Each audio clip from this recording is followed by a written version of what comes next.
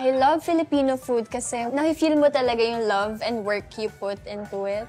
There's a lots of different kinds of food, pero alam mong babalik ka talaga sa Filipino food.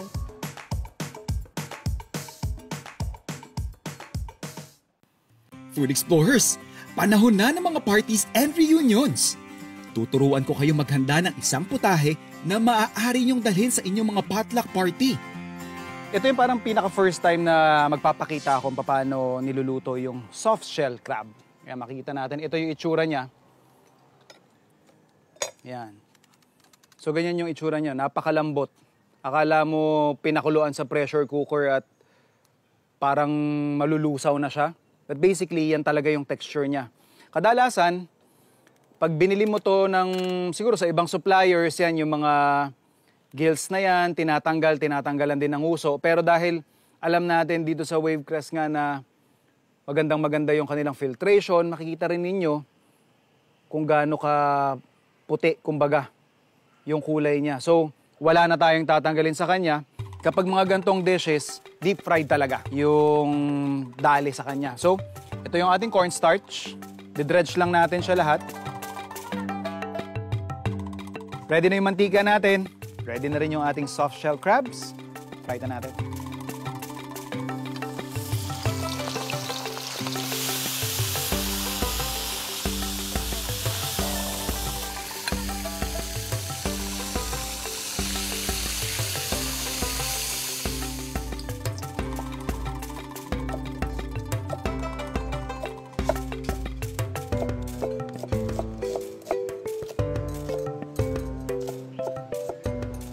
So ready na yung ating crispy soft shell crab.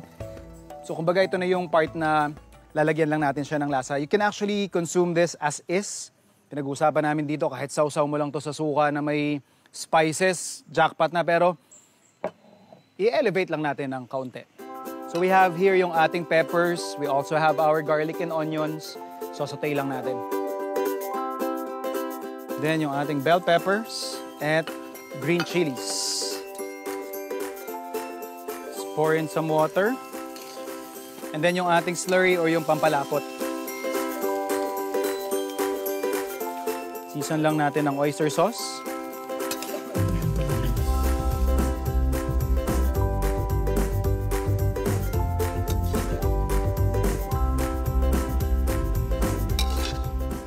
O, di ba madali lang mga food explorers? Siguradong marami ang matatakam nito kapag ito ang paandar nyo sa potluck nyo ngayong Pasko. Ito ang stir-fry soft shell crab.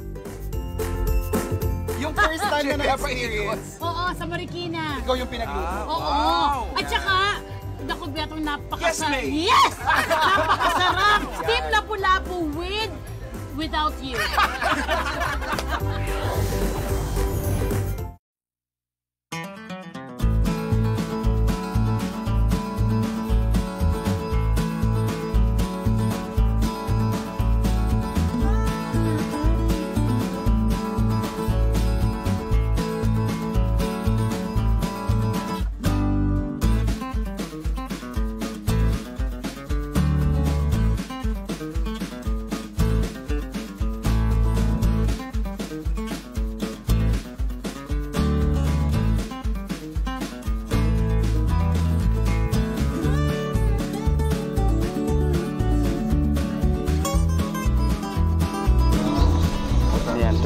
lang naman yung travel niya sa bus.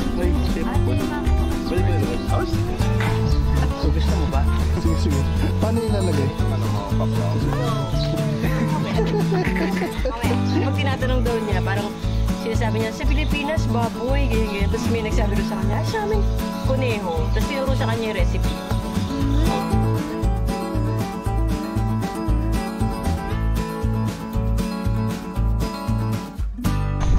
Hello Food Explorers! Andito tayo ngayon sa Esmeralda Farm dito sa Liliw, Laguna. At ito lang naman ang backdrop natin ngayon. Ang ating bundok Cristobal. At yan, nakikita natin yung malawak na kalupaan. Inspiring. Solid food adventure na naman to.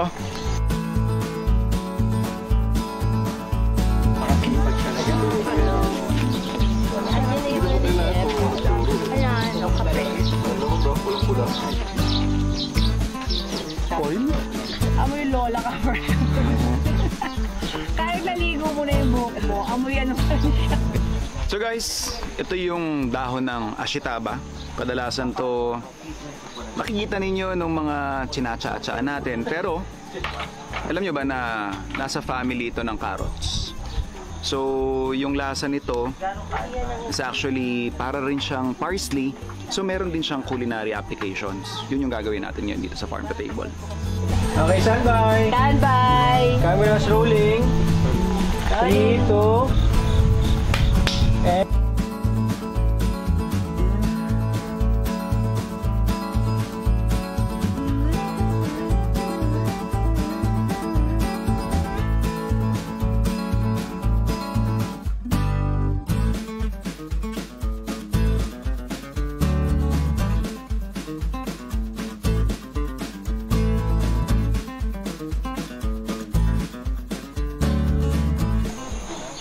Hi Food Explorers! Ito ang nangyayari kapag maramihan yung gagawin. Siyempre kailangan natin ng rest back. Andito yung ating mga chefs. Chef Jonah, Chef Andrew. Yan yung mga nagpapabilis at nagpapagaan ng buhay ko dito.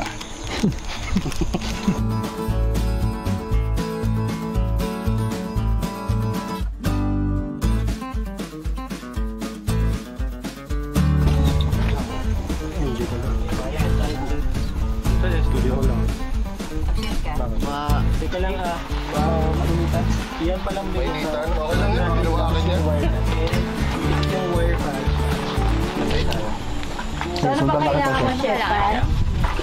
Pan na may water. 1-0. Uy! Hindi masarap, no? Ha? Hindi masarap. Ha?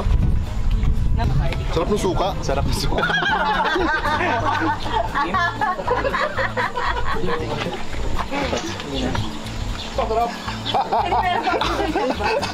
Macho.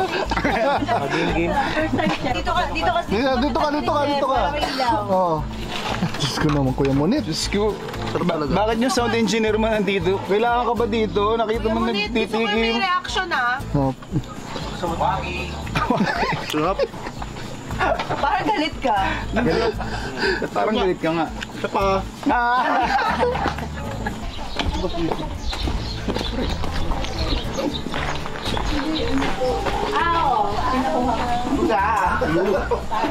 Wala, wait lang.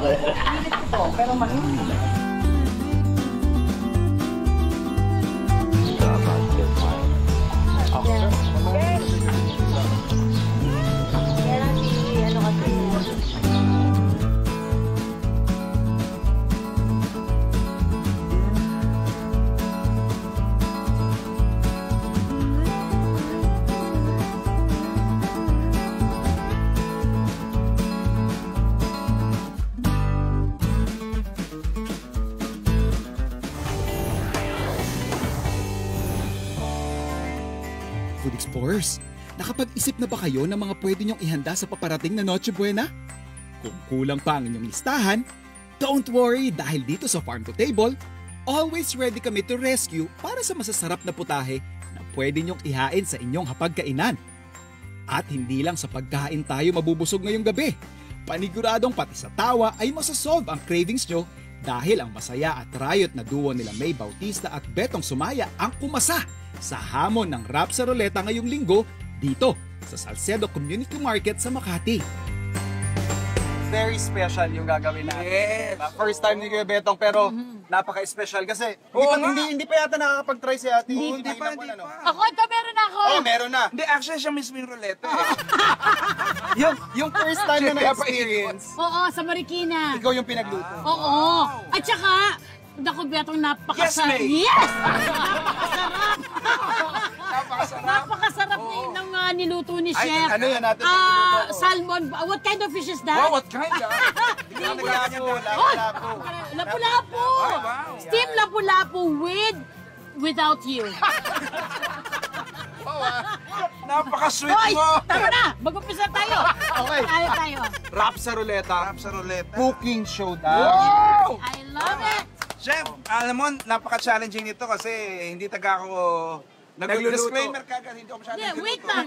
Nagpapaliwanag na agad. Ano mo ba nang gagawin? Bakit ka nagsasabi na agad? Magluluto nga, sabi nga ni Chef. Magluluto. So, disclaimer, hanggang prito lang po talaga ako at sinaing talaga. Yes. So, syempre, pipili muna tayo, or Yes, yung chef. ruleta, pipili muna tayo ng ating main ingredient at saka Yes. yung method of cooking. Syempre, ladies first. Sige, 1, 2, 3. Isda. Ayun, isda! Hindi.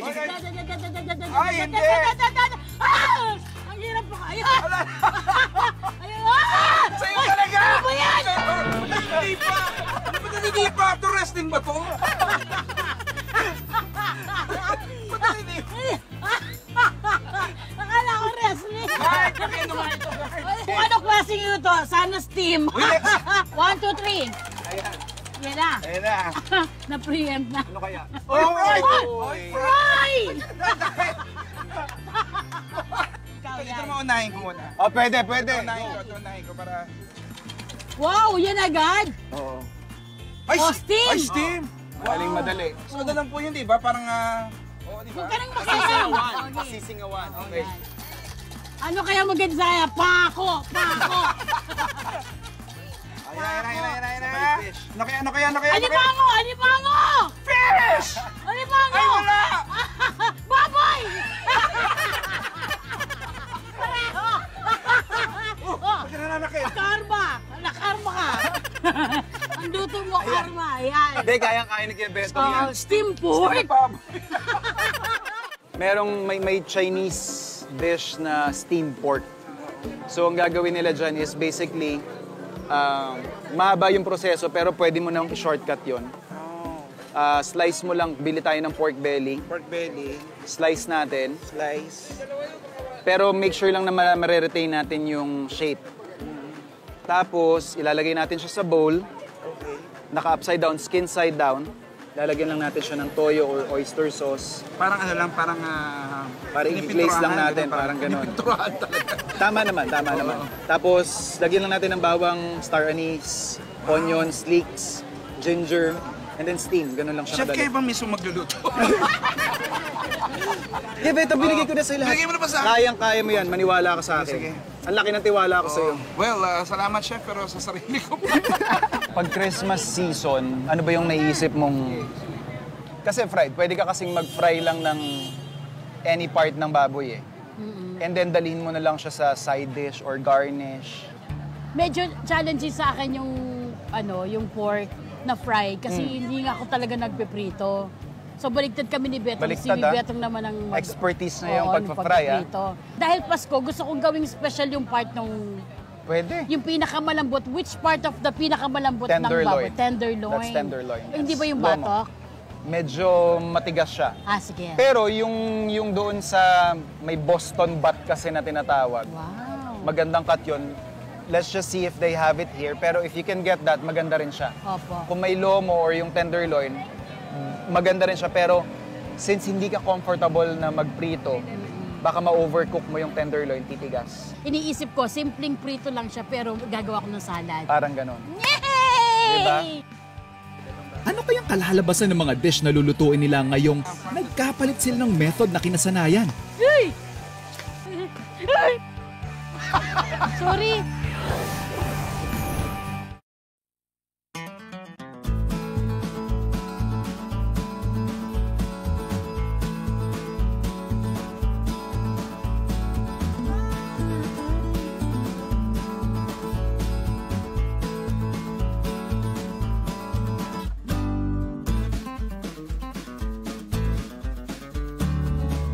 Doon ka na rin mag-demo, chef.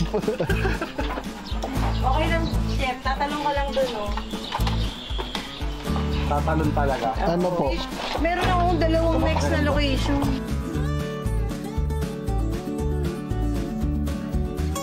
Isang dapa. Luluto tayo ng isdang dapa. Pero yung sauce natin would be creamy dill sauce. Ayan. We have yung ating isdang dapa na nabili natin sa farmers, dill from the farm, and lalagyan lang natin ng side salad.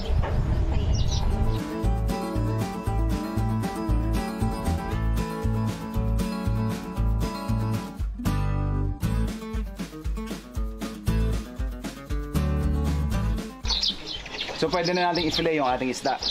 So malinis na to, wala na tong hasang tsaka... Ganun. Yan po yung alam kong dyan. Level mo siya. Mukha siyang labahita. Yan, para kita Pero hindi yan isda labahita. pa rin yung kita. Yan. Ano yung labahita?